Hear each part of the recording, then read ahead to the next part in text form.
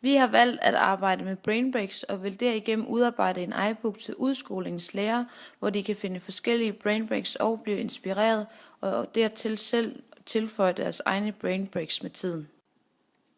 Vi er taget på Jelseskolen, hvor vi i en 7. klasse vil afprøve 3 brainbreaks med forskellige intensiteter. Efterfølgende har vi interviewet lærere og elever for at høre deres oplevelse med de valgte aktiviteter. På billedet ser vi en taksonomi over typer af fysisk aktivitet, som er udarbejdet af teoretikeren Jesper von Seelen. Vi har valgt at arbejde med type 1, som er aktive pauser. Argumentationen for at bruge disse aktive pauser er at give elever ild til hjernen, eller lade dem få lov til at brænde lidt krudt af. Disse aktive pauser kan i nogle sammenhæng være de såkaldte brain breaks. Ifølge Jesper von Seelen kan fysisk aktivitet have positiv effekt på læring, altså læringen hænger bedre fast. Den første brain break hedder "Kan du lide din nabo?". En elev står i midten af rundkredsen og spørger en af de andre elever, om han kan lide sin nabo. Dertil kan man svare ja, og derefter bytte plads med sin sidemarker, eller nej, men jeg kan for eksempelvis lide alle med kort hår. Men jeg kan kun lide dem, der er seje.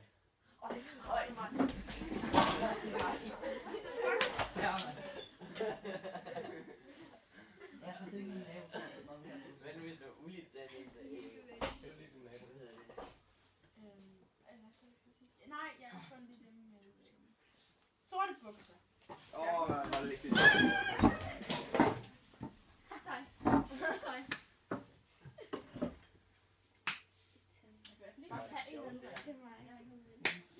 Nej. Nej.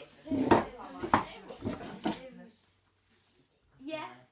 Skal det være på plads? Du skulle bare skubbe dem væk. Det er bare ærgerligt.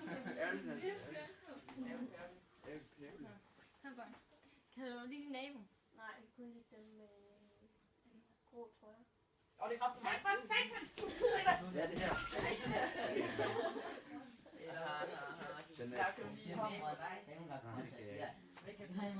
kan lide dem med røde ståle på deres sko. Det er kraftigt med mig. Hallo, der er Bastian! Jeg ser, hvad sådan skriver der. Nej, det Det skal være vildt. kan du lide din nabo? Men så skal der ikke Nej, jeg tror bare sådan Simon væk. Kunne du mærke en forskel på dine elever efter brain break? Ja, det synes jeg helt tydeligt, jeg kunne. Og hvordan kunne du mærke det? Det kunne jeg mærke ved, at eleverne de var begyndt at nå det til, hvor det var, de trængte til at få, som du selv siger, en eller anden form for brain break. Altså de har brug for lige at få klart hovedet på en eller anden måde. Og der var det en rigtig, rigtig god aktivitet til, at de lige fik lov til at lave noget andet, som ikke nødvendigvis lige var så fagfagligt. Lige til at sige, okay, nu bliver vi lige frisk igen. Og benytter du dig af brain breaks i din undervisning? Ja, det gør jeg. Og ja, hvordan? Det gør jeg, når det er enten er det noget, jeg har planlagt, eller også er det noget, som jeg tager, når det er, jeg kan mærke, at nu er der ved at være noget behov for, at de skal ligesom have sådan en brain break. Altså, der er ved at være lidt uro i klassen, eller der er nogen, der begynder at sidde, kort sagt, sidde og hopper lidt eller sådan. Ja. Kunne du finde på at måske benytte, hvis det nu var et online-medie som en iBook, hvor du så kunne hente inspiration til brain breaks? Ja, helt klart. Ja. Netop på grund af, at så har man ligesom en fast sted, hvor man kan gå ind og finde det. Ja, en god base her. Lige præcis. Tak. I anden lektion vil vi tage eleverne med udenfor og stille dem nogle opgaver, som de i fællesskab skal løse uden nogen form for verbal kommunikation.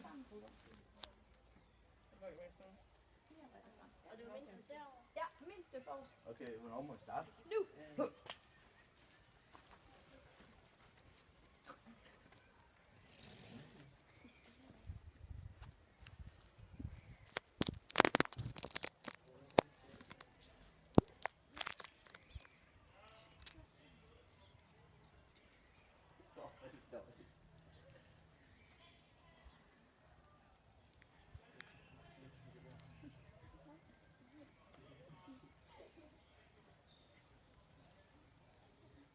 Siger bare til, når I er færdige.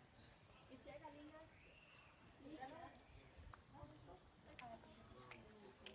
37. Ja.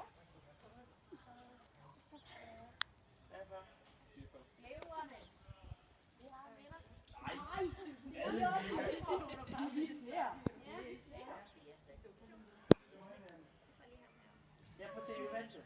Er I klar? Nu er det efter højde med de højeste forrest. Og man må ikke tage alle sammen. Højeste. Ja. Men sig til, når man er færdig. Færdig. Hvad laver du, Simon? Lev, brorne. Nu er du helt ved at ramme rundt i midten. Vil I gerne have... Vil I have revanche? Ja, det skal vi ikke bare. Sådan lidt højt hår. Det er vist meget lige. Okay. Nu er det... Nu er det efter, hvor mange søskende man har. Fuck, nu er jeg. Og det er dem med flest søskende. Okay, må vi starte? Ja. Og man skal være helt stille. Sådan, færdig. Simpelthen. Færdig? Never. Må vi høre? 4, 2, 1. Lever den?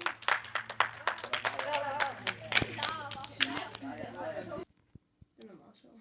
Ja, altså også fordi, at når vi er inden for grupper, så tænker vi sammen, men indenfor, det er dig, der kommer udenfor for noget luft, og tænker sammen derude, så tænker vi ligesom hurtigere, når man sådan er udenfor i en frisk luft. Fik I pulsen op? Nej. Slet ikke? Vi gik jo bare sådan mest. Det var bare om at tænke hurtigt. Altså. Ja. Altså, hvis vi løb, så var det kun 2-3 meter, så det var ikke sådan... Var det udfordrende, det der med, at man ikke måtte tale sammen? Ja, men der var ikke så mange, der overholdt det. Nej, Men, jeg kunne godt se det. men Hvordan var der at blive afbrudt? altså nu når vi skulle ind her, så det kommer lige an på, hvilke fag man har jo, men Men var det et godt tidspunkt, synes I? Trængte I til pause? Ja. Ja. Ja. Det må nok godt se på de fleste drenge. De lå bare ned. I tredje lektion efter spisepausen vil vi lege fotostafet, som er en leg med høj intensitet, hvor de skal rundt på skolen og tage billeder af udvalgte ting. Nå, hvad synes I om den her aktivitet? Den var meget sjov. ja, det var faktisk meget sjovt for os, at man sådan kommer fart på. Ja, Så det ikke bare sådan er stille og roligt, at man sådan skal tænke hurtigt. og man skal også reagere hurtigt. Synes I fik pulsen op ved den her? Ja. Ikke sådan helt vildt. Sådan lidt når det sådan var ens tur. Og sådan. Hvad synes I, hvad havde I det med, sådan at blive afbrudt her i timen på det her tidspunkt? Det var faktisk gjorde meget det? sjovt. Ja, jeg synes det var meget godt. Også for, altså, vi var heller ikke i gang med så meget vigtigt. Det var bare nogle opgaver, vi var i gang med. Og sådan. Så var det meget godt at lige komme ud og bevæge sig lidt. Så tror jeg, I kan koncentrere jer, når I kommer tilbage i timen. Ja, Ja, fordi man sådan lige har sådan lige fået bevæget sig lidt. Og sådan, så tror jeg godt, at man kan koncentrere sig igen.